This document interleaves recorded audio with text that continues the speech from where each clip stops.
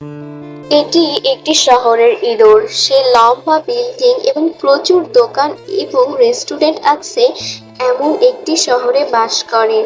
কিন্তু আজ সে তার বন্ধু একটি গ্রামের ইঁদুরের সাথে দেখা করতে যাচ্ছে। গ্রামের ইঁদুর গাছের নিচে একটি আরামদায়ক বাসায় বাস করে।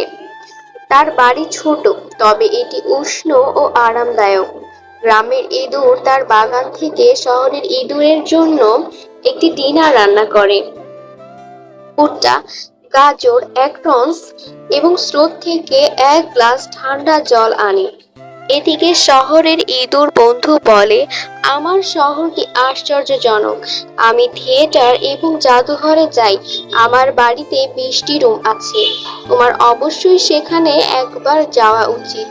তুমি কি কখনো চাইনিজ খাবার খাওয়ার চেষ্টা করেছো? আমি তোমাকে সেটা খাওয়াতে পারি। সেই রাতে গ্রামের ইঁদুর স্বপ্ন দেখে সে শহরে থাকে। সে স্বপ্ন দেখে সে অভিনব রেস্টুরেন্টে যায়, অভিনব জিনিস বলে এবং অভিনব দোকান থেকে অভিনব রকম টুপি কেনে। সে চাইনিজ খাবার খাওয়ারও স্বপ্ন দেখে। ঠিক সে মনে করে, আমিও শহরে থাকতে চাই। পরদিন সকালে গ্রামের ইঁদুর শহর দেখতে রাজি হয়। সে তার ব্যাগ গুছিয়ে শহরের ইঁদুরকে অনুসরণ করে তার শহরের বাড়িতে চলে আসে। বাড়িটা বিশাল, সুন্দর আসবাবপত্রে ভরা 20টি কক্ষ রয়েছে। গ্রামের ইঁদুর পুরো অবাক হয়ে যায়। কোন ঘরটা আমার? সে জিজ্ঞেস করে। শহরের ইঁদুর বলে, আমরা আসলে এখানে বাস করি না। সে তাকে কিছু সিঁড়ি বেয়ে বেসমেন্টে নিয়ে যায়। খুব অন্ধকার। গ্রামের ইঁদুর অনেকগুলো ইঁদুর পরিবারকে সেখানে দেখতে পায়। শহরের ইঁদুর বলে, এরা আমার বাড়ির সঙ্গী। শহরের ইঁদুর রাতের খাবারের জন্য গ্রামের ইঁদুরকে উপরের তলায় নিয়ে যায়।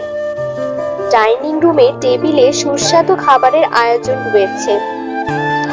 পনির, রুটি, কুকিজ, কেক এবং লেমনেড। আরো রয়েছে চাইনিজ খাবার।